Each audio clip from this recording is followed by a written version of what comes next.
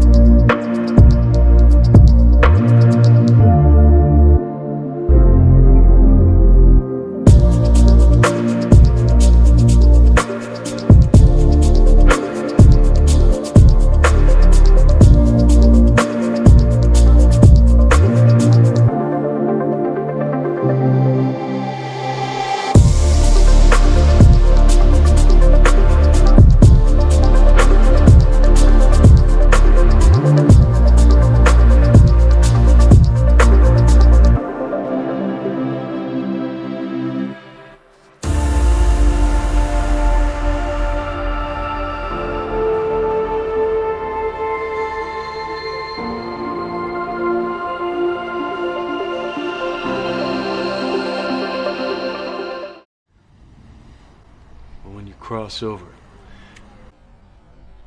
When you cross over. He says at some point they would come to like a crossing point of some kind. And I added like the edge of a river, like the river of life in heaven.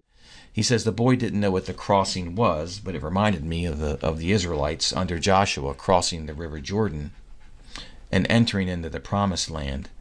But of course this time heaven would be our promised land.